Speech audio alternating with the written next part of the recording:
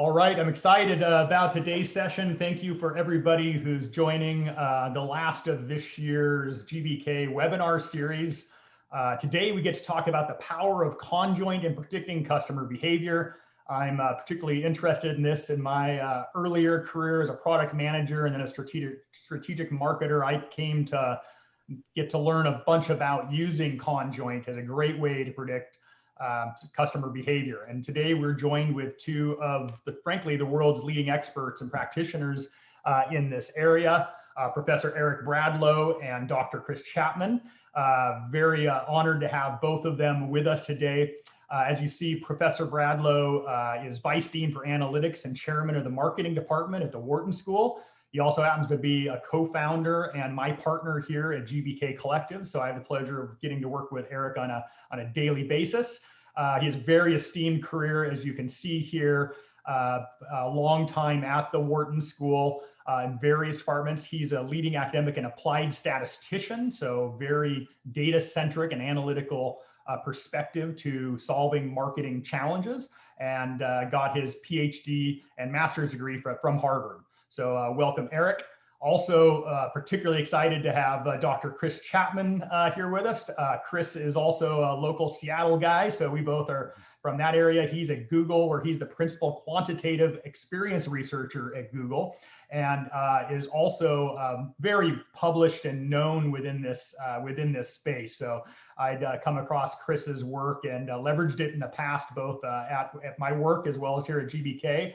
So I was very excited to be able to interact with him and invite him here. As you see that, with beyond his experience at Google and his career there, he's had experience at Microsoft as well, but also just very well published in this space, as well as a recent book. So anyway, welcome both. Before we get started, I hand this off to Eric, who will be will lead most of the conversation with Chris. Just wanted to pop up a quick poll to get a pulse to understand, those of you who are attending with us, what experience have you had? And by the way, none is fine. We're not presuming any level of experience or expertise here, but it would just give us a good indication of where everybody's coming from. So as you're all clicking on that and answering that, I'll turn it over to my colleague and friend, Professor Bradlow, to lead the session. Thanks very much, Jeremy. Today's really a dream come true for me for a lot of reasons. I've spent the last 25 years thinking about problems in Conjoint. It really all starts with one of my former colleagues was Paul Green, who many people consider the father of modern Conjoint analysis and its application in marketing. And the first 10 years of my career, I spent as a sponge, just trying to learn everything from him about Conjoint. And now I get to talk to a friend and really a colleague in many ways, Chris Chapman. And the way I always view it is that I view Chris and I on the same, not on opposite sides of the coin, but on the same, like just different sides of the same line. And what I mean by that is I happen to be an academic that works in academia, and I consider Chris an academic researcher who just happens to work in industry. And I know we have both followed each other's work for a long time. So Chris, it's great to have you here. And it also represents what we at GBK are trying to do, which is to have an impact on the practice of business. So thank you for joining us today. Well, thank you, Eric. I'm delighted to be here. And one of the things I like most about this community is this close partnership between academia and practitioners. So many of us, go to the same conferences, read the same papers. And I think you and I have known each other in that context for 15 years now. Absolutely. One of the things I'll point out today is that I hope this webinar has something for everyone. And what I mean is we'll start with the basics. Like literally, I know what I think, but we're not here to hear what I think, essentially. I want to hear what Chris has to say. So we're going to start literally with, I'm just going to ask Chris, what is Conjoint? What is it used for? What are its challenges? What are some areas for the future? You might say, well, how could there be areas for the future? It's been around for 50 years. There are still new areas. And finally, I thought I would do something fun, and Chris knows about this as well. I actually asked my professor friends, not just at Wharton, I sent an email to us academic Conjoint types and said, hey, you guys know what? I'm talking to Chris Chapman. You got to have a bunch of questions for this guy. And so these are kind of questions from the professors. And of course, given we're geeks, I have to translate them. So I won't be verbatim reading their questions, but I'll be reading the translation of their questions. So Chris, why don't we get started? So in your mind, what is conjoint? Well, so conjoint is a way to trade off among different products that are described as having various attributes in combination. And so the core idea of conjoint is that people may not be able to tell you what they think about different elements of a product, but they can tell you which product they prefer as a whole. And so we're seeing an example here on the screen. If I were asking people who were considering purchasing a minivan, which of these minivans would they prefer? Anyone out there in the market for shopping for a vehicle could answer this question. They could say, is there one of these three they prefer, or would they not buy any of them? So it's a way of asking people to make a choice of a specified product. Yeah, the thing I love about your answer, which I think you know, Chris, since my background is not in marketing and I'm the chair of the marketing department, I came to Wharton knowing very little about marketing, but I had worked at DuPont in their marketing division, which, by the way, I don't know if you even know this fact, Chris, Paul Green spent 10 years in the division I was in prior to coming to the Wharton School. I knew of Paul Green's work, but I didn't know the word conjoint. They called it trade-off analysis. Mm-hmm. So could you again highlight to people why this trade-off is what's so important to understand people's preferences? Like, can't we just give people everything they want? Mm-hmm.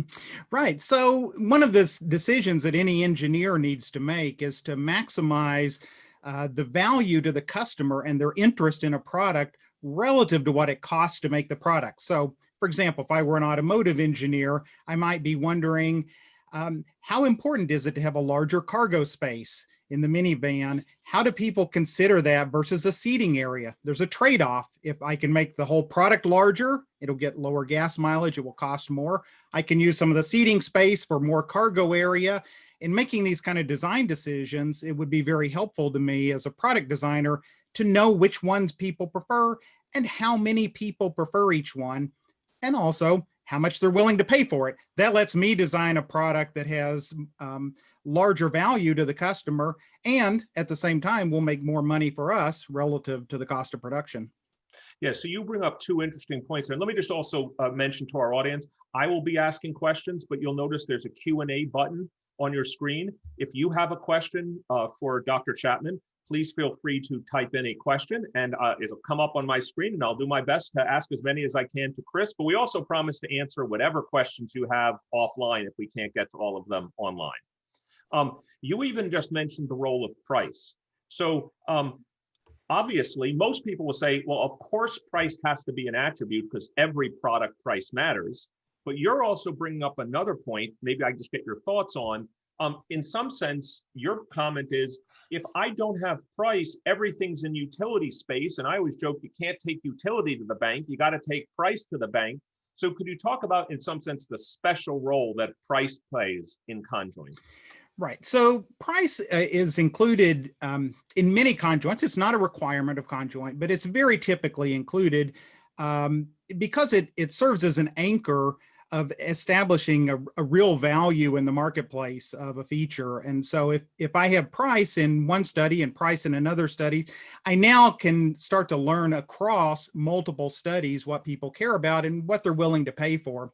And so price establishes kind of a common framework for this underlying and rather nebulous utility value that goes into the formulas for estimating this. And so specifically, product managers are often interested in things like the willingness to pay for a higher level feature. If I have a fancy sound system in a car or a hybrid engine or something like that, what will people pay for that? Will they pay enough that we can recover the cost of producing that or the engineering cost of designing it? It also lets us answer questions like our brand equity. So we may say, how do we compare to a different brand? If I'm the product manager for Acme, I may wonder about, am I perceived as being worth more or less than Bravo or Charlie? So. Yeah, you bring up one of the great points, which is that one of the things that I teach in my core marketing class is about measuring brand equity. And one of the best ways I talk about it is conjoint. Like we've got on the screen here, GM, Toyota, and Ford, we've got different prices. all else equal, how much is GM worth over Toyota and Ford? And as you know, Chris, Interbrand, which is one of the big companies that measures brand equity, Conjoint sits at the heart. And matter of fact, maybe one of the things you could talk about would be measuring brand equity over time. Like, how have you seen Conjoint used in that way? Yeah, so Conjoint is often used to estimate brand equity, as you're saying, and a typical model would be one to have some sort of tracking-based survey in which, quarterly or on some sort of regular intervals, people are repeating a conjoint to assess the brand equity. There is a key aspect of that that can become difficult, though, which is if the attributes change that you're assessing, right. One of the assumptions of brand of any conjoint is that any attribute not shown has zero effect, meaning it is the same for all the choices. So if you start assessing brand relative to a set of attributes that changes over time, the brand value itself may change over time. So it's very important to think about what you want to measure longitudinally and which parts you want to bring in and out of an assessment regime due to, timely product decisions. Yeah, it's a great question. As a matter of fact, not online, we're going to talk about it here, but for those people that want to double, if one person does it, it might double the number of people that have read this academic paper of mine. But I wrote a paper 10 years ago on when attributes are missing, do people really just assume they're the values you want them to assume? And I show it's actually a very questionable type of assumption. We already have a question actually from the audience. You and I have been speaking for 5 or so minutes about what Conjoint is. We have a question from Maria, who asked in the chat session, what's the difference between Conjoint and max diff? Right, so max diff is a method in which you have a whole list of things that might not be traded off as a bundle, but that are somehow traded off against one another. So a common example in research that I do would be asking people about their use cases. If you're considering this product, what would you use it for? There might be many, many dozens or scores, even hundreds of things that someone might use a technology product for. And we want to know which of those are more prevalent, which of those go together. Max diff's a good way to prioritize a list, and it breaks it into small groups and asks people to do it in trading off a few at a time. Under the hood, it's essentially identical to Conjoint. So it's scored the same way in the design files. You get the same sort of utility estimates. You can estimate group preference as well as individual preference. But the key difference is that it's asking a trade-off among a set of things that are just statements rather than composed products that have multiple attributes. This is one of those things I love, as Jeremy knows, I love the sports analogy. You just laid a big softball for me to hit towards you here. That was going to be my question. So at its core, Conjoint sometimes is even known as a compositional approach, meaning the whole is equal to the sum of its parts. I remember sitting with Paul Green over the years having this debate. Paul, what products do you really think can be described by a set of attributes and levels? So how do you see the basic psychological premise of the whole is equal to the sum of its parts? Yeah, so one of the, Conjoint, I think works on psychologically on the fundamental fact that people make choices all the time among trade-offs. I may decide, am I going to drive to the office today, or am I going to take the bus? Driving costs more, but it's faster. And so I'm making trade-offs all the time. What am I going to eat? Am I going to have something that's more enjoyable, but higher calorie? Or am I going to have something that's healthier, but perhaps not as enjoyable? So there are many trade-offs that people make throughout the day and throughout their lives. And my view is that Conjoint works because it's building on this fact that people often quite unconsciously, but sometimes very consciously, are making these sorts of trade-offs, and they're very, very, very good at it. I would wager that anyone in the audience could make a trade-off among the minivans shown here or not be in the market at all. And they may not realize exactly the relative value of the attribute. So much of this in the relative value is unconscious or perhaps preconscious for psychologists. But we found empirically that by treating them as portions that have some value, there's some value of brand, there's some value we don't know of engine, there's some value of seating, there's some value of the cargo area, there's some value that differs from person to person of the monetary cost of a product. So each person has some value, we assume, inside their head of those things. They can't state it, but they can express it in a choice, and Conjoint captures that. And empirically, it appears to work quite well. I think one of the questions that can be asked is, well, is that model true?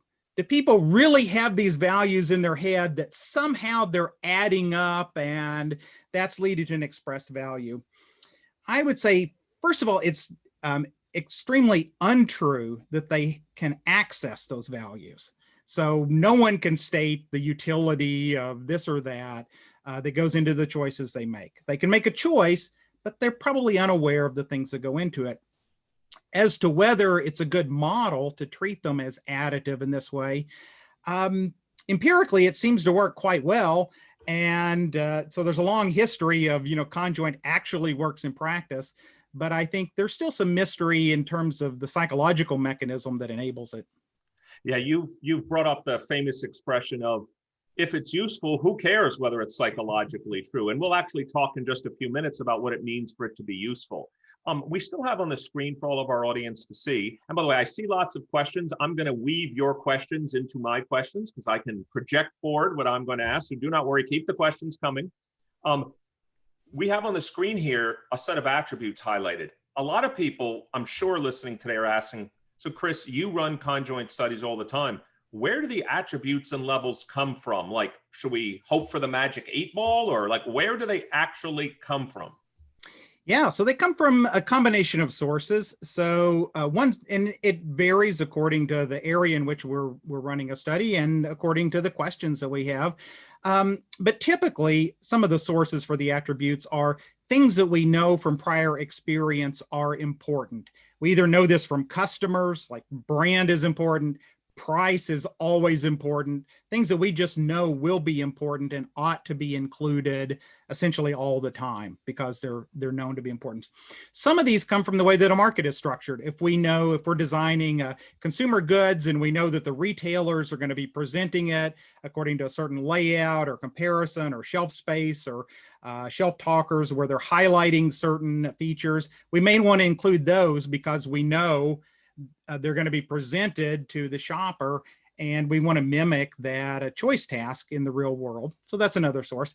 And of course, the third source are things we're interested in. If we're developing a new feature or we're interested in some specific trade-off from an engineering point of view, then we'll want to include that to inform our managerial decision.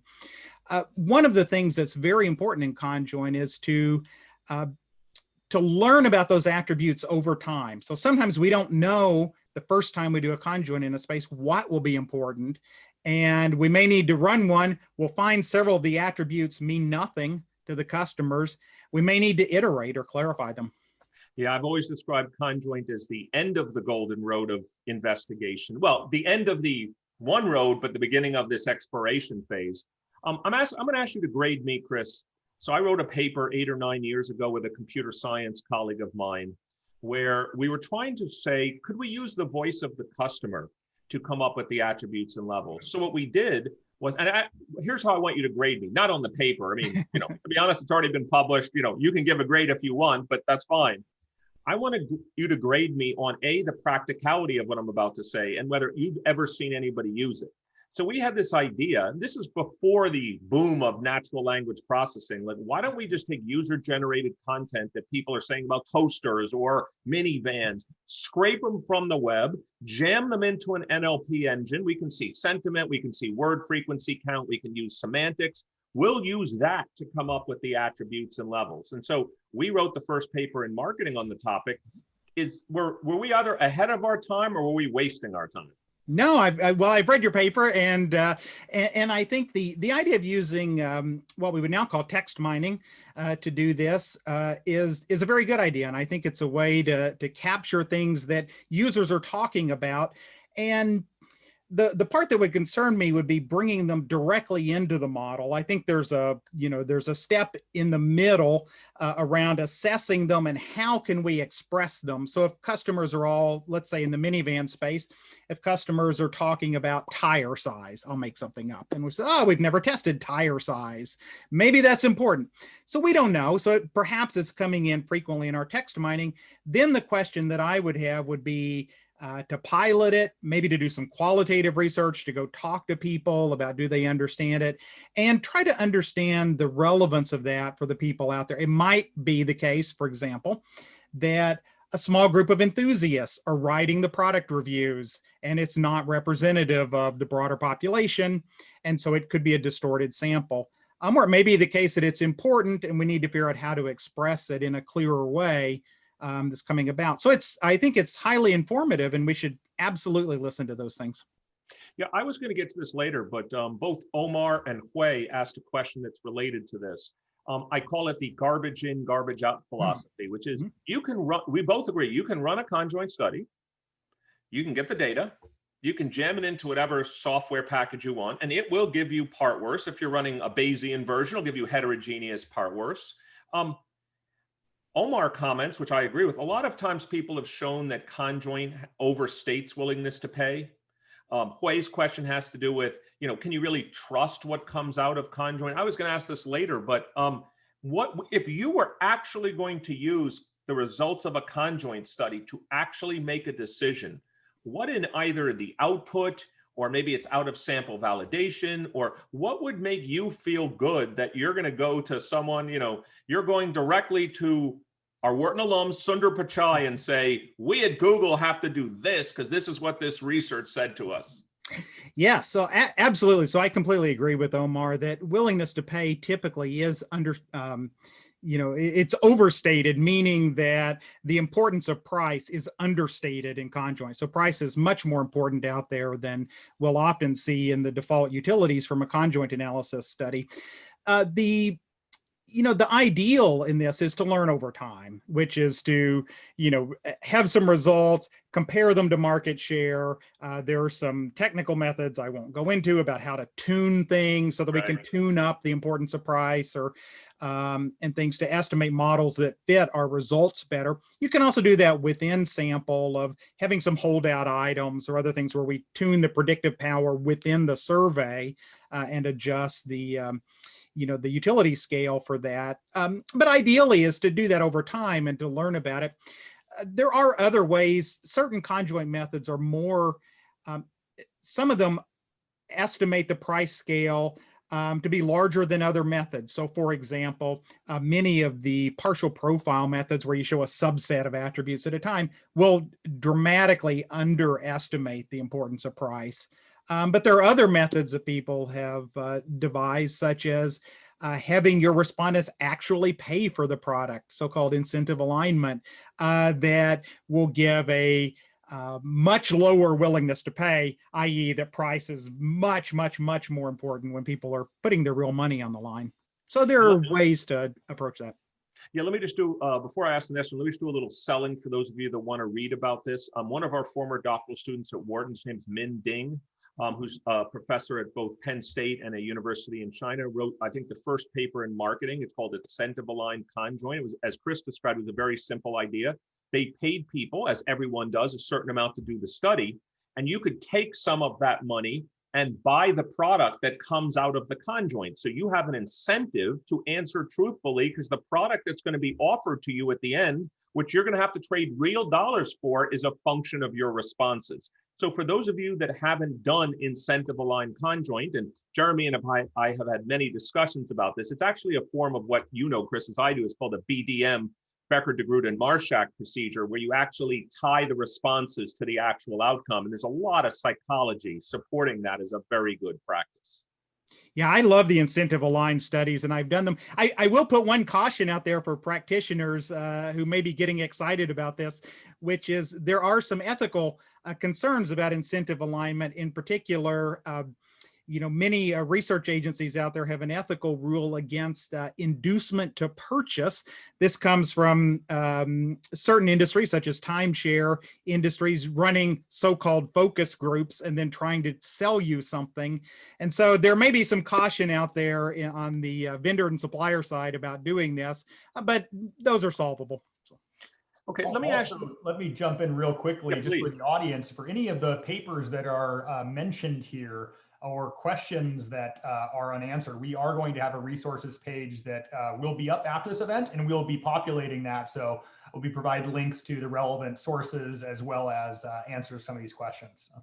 Yeah, and then if there are any of my papers, I'll just go back and read them and remember what I meant 15 years ago when I wrote that paper.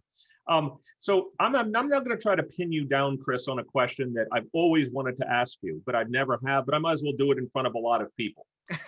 So there are many different forms of conjoint, as you know, like choice-based, which you just gave an example. It's still sitting up on the screen. This would be a pick 3 plus no choice task. There's also what's called rating conjoint. I could show you one item at a time and ask you on what's called a Likert scale. Chris, 1 to 10, how do you like it?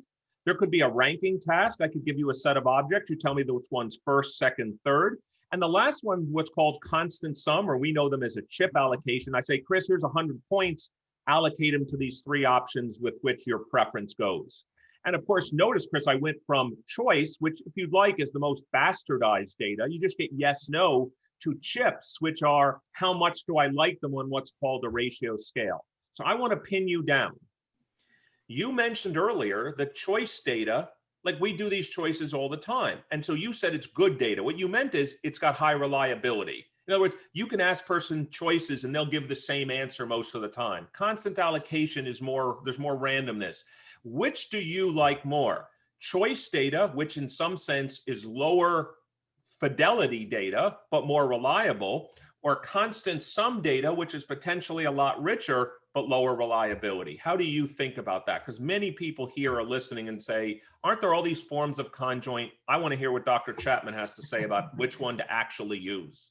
Yeah, so, well, I would choose the one that fits what I believe is the business problem most closely. So for example, if someone is purchasing an automobile or perhaps a desktop computer or something like that, my assumption is if it's a consumer audience, they're probably only choosing one, and it makes the most sense. It has the highest ecological validity to what they're doing in the external world to have a single choice. And there are methods of drilling into that so that you get closer and closer to what they would really choose, and you kind of probe them. But I think about, for most consumer things, a single choice paradigm like we have on the screen is my go-to for conjoint. Now, there are other business problems in which allocation makes perfect sense. So a classic one is, presenting patient profiles to physicians and asking them which medications they would be likely to prescribe for given patient profiles. And that may be an allocation. They may say, for this one, I would typically, give half of my patients this prescription and 25% this other one. And so cases where you're asking about actual bulk purchasing or bulk choices, if I'm asking consumers how many they would purchase of different sodas, they're not just going to buy Coca-Cola versus 7-Up, they might purchase some of both. And I want to ask about the actual quantity. So in that kind of situation, I would expect to do an allocation model. Chris, first of all, not only do I agree with your answer, so I'm glad I finally asked you, but, well, you may know every paper written in Conjoint, but this is what you're describing is what I like to leave simple things for people to take away, simple things are remembered. It's what I call the same hypothesis. And by the way, a beautiful paper written by Joel Huber and colleagues was written on this in the mid-90s, which has been validated since. If people are going to make choices, then give the task as choices. If people are going to make allocations, give the task as allocations. And I call that the same.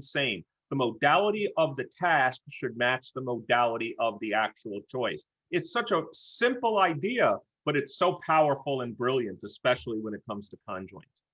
So let me ask you something that touches on something you said earlier. I remember reading the old conjoint literature where they would have what's called self-explicated conjoint, which literally was what you said may not work so well, which is just ask people, just ask them what's important to them, ask them what the utilities are. Why has conjoint become so popular in your mind in comparison to just asking people what they would pay? And you actually brought to my attention as we were prepping for this Van Westendorf price sensitivity laddering approach. Why not just ask people these simple questions? Like, why has conjoint stayed the test of time for 50 years and these other contenders haven't been able to knock the 800-pound gorilla off the top of the mountain yet? Yeah, so the key problem with just asking people, let's say attribute importance or asking them about willingness to pay, is that typically what people will say is that they want the highest level of everything. I want the best car at the lowest price. I want the highest featured laptop at the lightest weight, also at the lowest price and from the best brands. And so people, if you ask them importance of things, they will say everything is important. That doesn't tell us as product managers how to make the trade-offs to know which of those we should tune up or down to deliver higher value to the customer and to the business. Well, we spent a lot of time talking about Conjoint as a method. Let's now talk about its use as its business application, or if you like, what is it best used for? So let's talk about what are the actual, as you try to help Google and other firms try to solve their actual business problems, what are the set of business problems you would feel most comfortable actually using Conjoint to solve? Yeah. And if you don't mind, when you list them, if you don't mind listing them one at a time and then pausing, because I may have follow-up questions about their application for each use that you're bringing up. Yeah, number one, which we've talked a lot about so far, is pricing and determining price sensitivity out there. So how should we price our product or a given feature? And how many people would be in the market at a given price for price sensitivity? So how often have you seen use, and by the way, I agree, it's probably one of the most common uses. How often have you seen Conjoint uses what I would call a hypothesis testing engine to generate a hypothesis about price beliefs, and then you go ahead and run a randomized A/B test or some sort of actual in the field experiment. So before you actually price and you're like, oh, damn, I got the price wrong. Conjoint didn't quite work here. Do you ever see it as more of a price hypothesis generation engine to which field testing follows? Or most people stop at, if the Conjoint fits out a sample as we talked about, I'm going to trust it. Yeah, no, I think it's very much should be treated as a hypothesis. And so Conjoint, for the reasons we've described, it might underestimate or overestimate in some cases, willingness to pay. And so it's good as a product manager to think about that and to bring in some sort of confirmatory evidence. And that, ideally that evidence might be a market trial. That's not possible in all cases for products. And one of the things that I will often suggest is to think about, to answer the question in advance, well, what if we're wrong? So what if we go to price or go to market with one price and it turns out that price is not the right price? What would be our next decision to plan that in advance? And oftentimes that suggests pricing higher with a plan to then lower it as a typical decision. As a true marketer would say, and also as a true person that understands that even if you think you know price, we're both Bayesian guys, there's uncertainty around it. And so uncertainty suggests price high, go low either way. So besides pricing, what are some other application areas of Conjoint that are kind of salient and popular in your mind? Yeah, so we've discussed assessing brand equity. So that's another one. A third one is, which we've also discussed, is maximizing the customer value. So I see Conjoint as not about how to maximize our profit, but rather how to maximize our profit relative to delivering the highest value to the customer. And it may be that one feature costs us almost nothing. We can deliver that, but it's highly valued by the customer. So how do you think about, you've mentioned, we haven't used the term, I don't think yet, we haven't used the term yet, heterogeneity. How do you think about Conjoint and its ability to understand heterogeneity in consumers? Yeah, so I have a paper, I'll cite a paper that I have from the Sawtooth software proceedings from a few years ago called 9 Things That Clients Often Misunderstand About Conjoint Analysis. And one of them is this idea of heterogeneity, that the average value of a feature does not necessarily tell us what we want to do about it. If consumers are heterogeneous, so some of them value a feature very highly and others value the feature with a very low value, the average might be in the middle or near zero. But if we can target and reach those who have a high value, that might be highly advantageous to us. So we need to think about designing products not for the average customer out there or the average respondent in our Conjoint analysis surveys, but rather designing them for the target people we want to address. And understanding the distribution of value can really help us to do that. If I can reach 10% of the people who have a very high demand for some feature, that could be a great business. Yeah, so you actually now made me think about one of the fundamental, I'll call acronyms of marketing, which is STP, segmentation, targeting, and positioning. So let me ask you a two-part question. How can Conjoint be used both for segmentation? You just mentioned about targeting potentially, but most people like positioning, like, is that going to be an attribute in the Conjoint? And I don't think that's what you mean. So could you tell us the role of Conjoint in, we as marketers, the acronym we hold dear, of course, I hold CLV a little more dear than STP, but let's just say, how do we use Conjoint to understand the STP process? Right. So one of the things that is most appealing about choice-based conjoint in particular, as it's been implemented in what's technically known as hierarchical Bayesian models, is that you get estimates for the sample level value of a feature or price sensitivity, and you get an estimate for every respondent.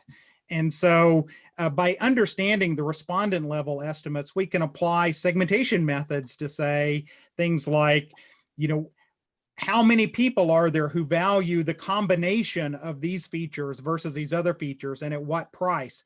And we can either design a model saying, if we separate them and estimate these for different target populations, what would we expect to be the return? Or we can apply clustering methods to say, what are the groups of people that go together empirically in these data? So you have to help me here, Chris, and I've always wanted to let's assume a conjoint. I'd love to, I'm really so interested in your answer to this. Let's assume a conjoint's done properly. As we've talked about, it's got the right attributes and levels. Let's imagine people are incentive aligned properly. Let's say it's a choice-based conjoint. You run it, you're going to run a hierarchical Bayes one. Let's say for every person in the study, you have a set of part worths. Okay. And let's assume it has out of sample validation, all the good things you'd want. Can you argue to me why that would not always be the right basis for segmentation? Like, why would you ever use demographics or psychographics? Or isn't conjoint fundamentally the utility values and the trade-offs of price that people put on features? So like, and by the way, GBK runs lots of segmentation studies, not necessarily every one of them based on conjoint. Can you help our users here understand why it wouldn't almost always be the foundational building block of understanding heterogeneity? Right. So there's some technical reasons, and this gets to a wish list, which we may talk about later around doing segmentation inside Conjoint. But I think one of them is it comes down to the question of how a business will use a segmentation model. And so I think one of the most fundamental misunderstandings of segmentation is that it is a method that can be applied to a data set to get some answer. And the kind of somewhat ugly truth about segmentation is that with any data set, you can always apply a clustering method and get some answer. The question is whether that answer is going to be useful to the business. So if the business decision or the business need is around understanding customer psychographics, perhaps to think about how we do advertising to them, or how we message a product to them, or how we understand their future needs, then it may be better to segment on psychographic or demographic variables. If we have the ability to target them, we might think about something like, voter outreach. We just finished up a political season here in the US. Then we might want to know about demographics and geo-based segmentation or something like that. But if we're thinking about estimating product demand across a portfolio space, and how much, let's say, to make of this product versus that product, or how we expect to do versus competition, then segmentation based on a conjoint analysis might fit that problem. So I see, before we leave this section, I see kind of two questions related to this, one by Stephen. Thank you, Stephen. One by Aviad, which is, so conjoint can be done, let's say, not easily, but can be done carefully for, let's call it, products with established features and levels. But what about radically new products? You work for a company that comes up with a lot of radically new products. Can conjoint be used for radically new products? Well, I think it can. It has to be done carefully. So I tend to break this into kind of two parts. One is, oftentimes I think technology firms overstate how much is really new in a given product. So there's a great paper on this by John Gervil called why customers do not buy your product, or something like that. It's an HBR case study from some years ago. And he talks about how engineering teams are often so close to the product that they overestimate what's unique. And of course, we want to be excited about the products we work on. Consumers may be much more reluctant. So one is not, overestimate how new a product is. If it truly is totally new, it may be very difficult even to get traction in the market. So that's a tough part. So that's part one. But part two is when you have something that is relatively new or new features that customers may not understand, there's a question about how to expose them to that. There's a term that's been used in the marketing literature of information acceleration. So how do we accelerate what they know about it? This gets to a similar question that Hui asked about what if it's something that's new to the consumer. We may need to expose them and educate them on that. And there's a delicate trade-off between priming them too much, or Hawthorne effect about sort of coaching them, hey, this thing is important, please respond on that basis, versus actually educating them about it. One method that I have very much enjoyed in my career is to pair this with what would traditionally be viewed as more of a qualitative approach. This is difficult during our current pandemic times, but often I've done studies where we'll bring in people into a focus group type setting. We'll talk to them about a product space. We'll show them some product concepts.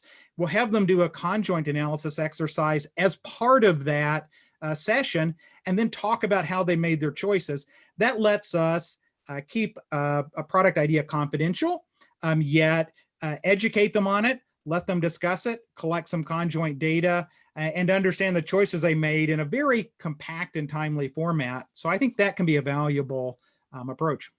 I'm glad to see you talk about information acceleration, and my MBA students will be happy with this.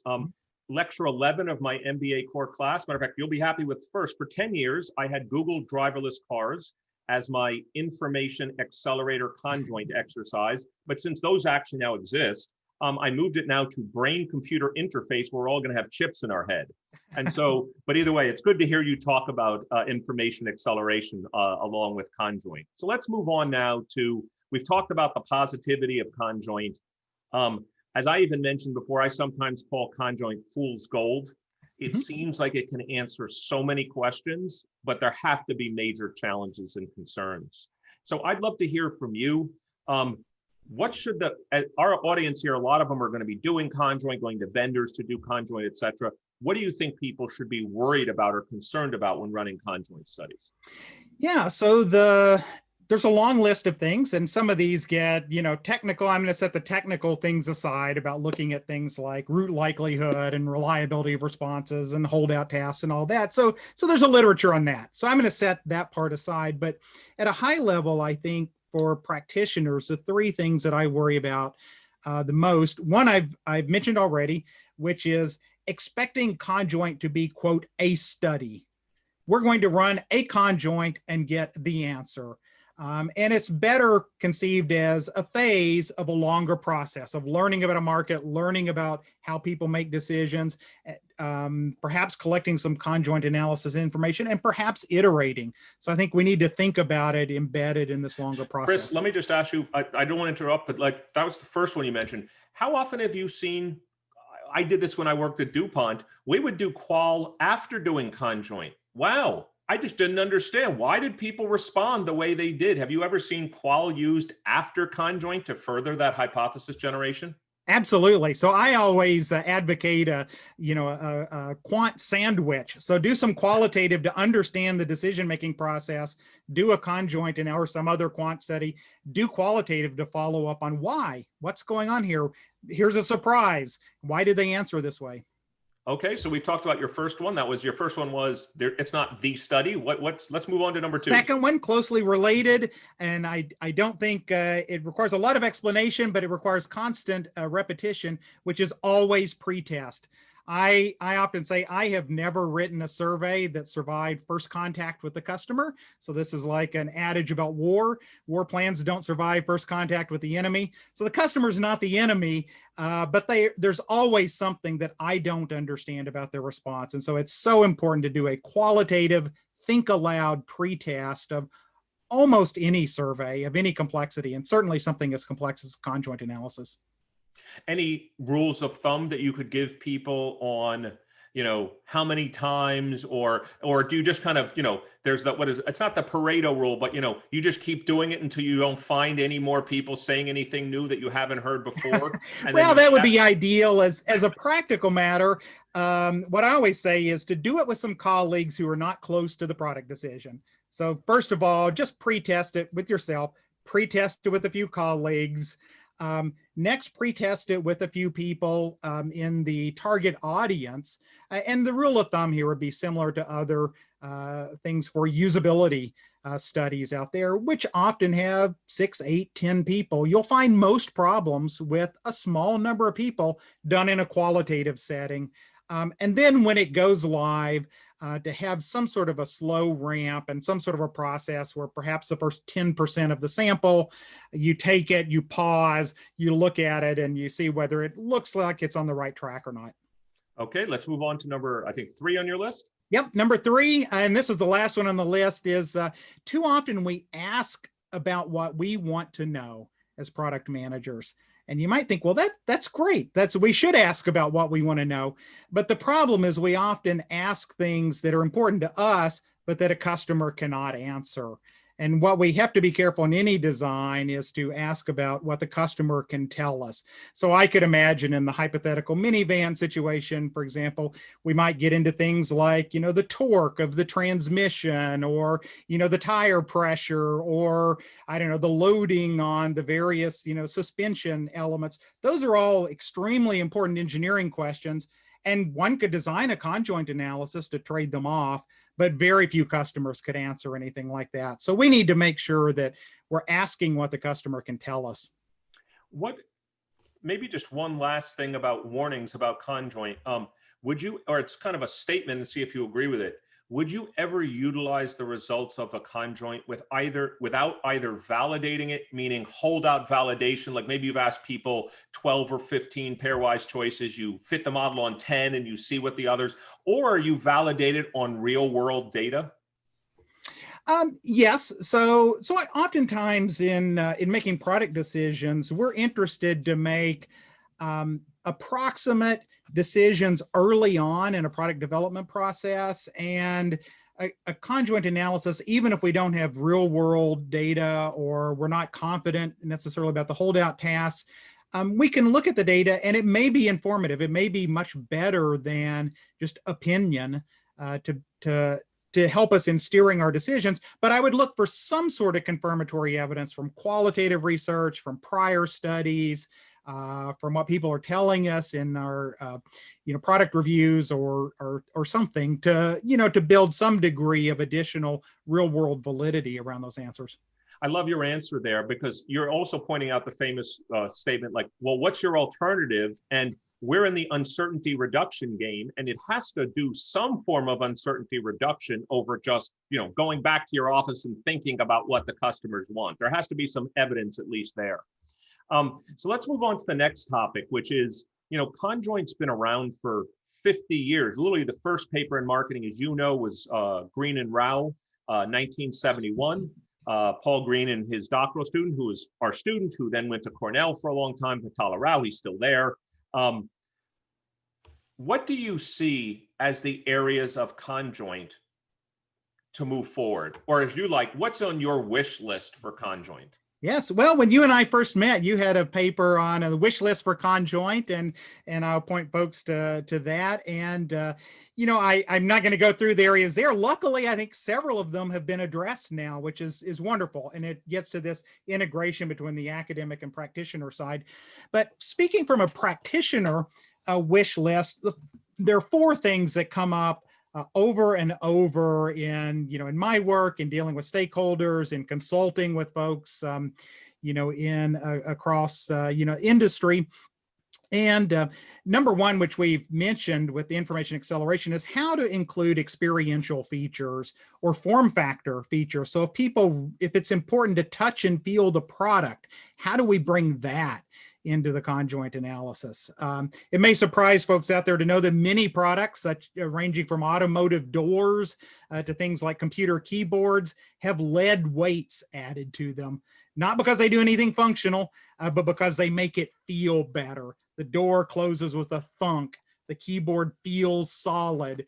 So these things that are so important about actual physical interaction in products, how do we bring those in to understand that? So that's number one. Is video enough?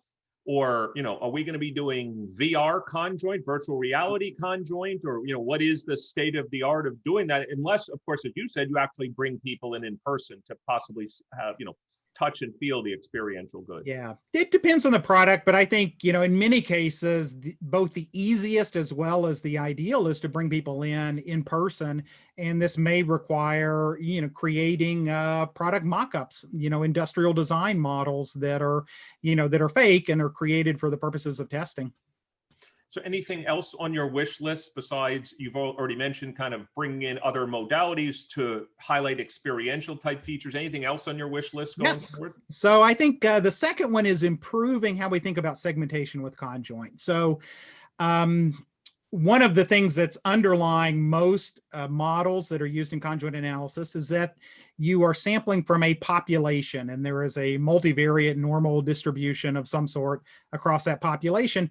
But if you believe that there are segments mixed in there, that is an assumption that you're drawing from different populations and they've been mixed together, and to treat them as a single population in this underlying model is in fact incorrect. And so there are approaches to doing this using latent class modeling that have been in the literature, but I think coming from the clustering and machine learning community, there are more modern approaches about mixture models and other things. I won't go into the technical details, but I think we have an opportunity to bring those into conjoint analysis so we can do better segmentation at the same time we're estimating people's preferences. So just to highlight one of the things you said, just to be clear, if we view everybody as one population, let's say there's a difference between the way men respond and women respond, and I'm a Bayesian and I shrink your answer towards the average, well, if I'm a man, I want to be shrunken towards the male average, not necessarily, maybe not the female average, and therefore you're saying maybe, but your comment is that recognizing that there's multiple populations could be important, and it could be a material difference for the decision-making of the firm. That's right. Yeah. And the good news is that the differences tend to persist in these models, but as you said, they get collapsed together. That makes it harder to pull them apart if we do something like post hoc clustering on the utilities. So let me spend the last few minutes that we have together talking about my section on the questions from academia, if you'd like. Yes. So the first question was an interesting one. I'll tell you offline who asked these questions. Was, do we really still need conjoint anymore? Like, don't we live in the era of big data? At the end of the day, conjoint's a survey. It's a well-designed, experimentally designed survey, but it's still a survey. Why do we need stated intention data when we have revealed preference data? Can't we just do big data science? What do we still need conjoint for? Yeah, so there are two answers to that, but I think the more important of the two answers is that conjoint lets us look forward. So it lets us get preference among things that we have not yet created, designed, marketed, or priced. And so it's a future-looking process that lets us make better managerial decisions for that. And a second reason is that many of these revealed preference data sets do not have the kind of randomization and things that would allow us to draw clear inferences from them. They're optimized for things like selling or, specific, other business goals. And so conjoint analysis brings in robust randomization. Yeah, so I just want to highlight for everyone, I'm trying to decide which of the two answers you gave I like more. Certainly one is factual. You can't figure out the preference for something that's never been seen if you use transactional only data, unless you use some form of extrapolation. But your second one is probably the ones that, as you know, Chris, economists and us think about all the time, which is if the X's in your model, the design in this case, is not random, well, you could easily get this form of bias, like, for example, yeah, given the prices people charge, price is extraordinarily important. Yeah, but they're not randomly picking prices. And so this point is so important. And maybe, Jeremy, we'll just put in our note, maybe Chris and I will come back in 2021 and give an entire lecture on how to deal with the fact of endogenously selected data versus randomization, because I think it's something that people really need to understand. Yes. Maybe just one of the last questions I'll ask. One of my colleagues asked me, Conjoint's about me. I fill out the conjoint, you figure out the part worst to me. But don't we live in an interconnected world? Shouldn't there be a method that could bring network effects into account? So if I sell to Jeremy Korst, who lives in the Seattle area, he's well connected, he's got lots of friends, I'll sell to him and then he'll sell to a lot of people. Do you ever see a day where there's a published paper or even a white paper or something that's called network conjoint analysis? So I love that idea, and this gets to one of the other things on my wish list. In fact, it was next on my wish list, which is bringing in some sort of design model in this space, and as well as underlying statistical models that can take into account distributed decision making. This is especially important in the B2B space, where someone may not, no single person inside an enterprise company may be making a decision about a product, but it could be a team, it could be distributed, it could be some people recommending and others choosing, or choosing not to purchase. So there are many other kinds of decision paradigms out there other than just I choose. And there's been, not much work in that, honestly. And I think it gets to the difficulty from some of the underlying statistical assumptions about stable units and exchangeability and some technical matters. But that's a ripe area of incredible importance in B2B.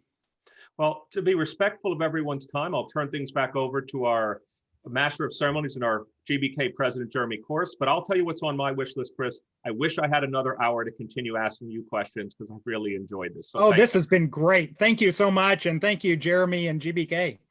Yeah, definitely. And so as part of that, Eric mentioned the mission, one of the mission and visions of GBK is to create more knowledge and innovation in practice. And I know that's something that we all share. That's why you all gave your time freely today. And so we will do more of these. As I mentioned, we will follow up with a resources page there was so many great questions that we weren't able to get to today. We will try to answer those on that page. We'll have a link to this video, as well as some of the other resources. We said they're, of course, like I said, freely available. I'll also ask our events team to throw up our last poll for the day, because we would want to get a sense of what other types of information would participants like to see next. We do have 2021 and we'll have 2022, and we'll do more of these. And so we want to engage with this community and hear from you about what would be most helpful and the type of resources we can make available. So I want to thank everybody for their time. I would ask you to answer the poll before you leave, and really good luck with the rest of the year, and have a happy holidays to all. Thank you, everyone.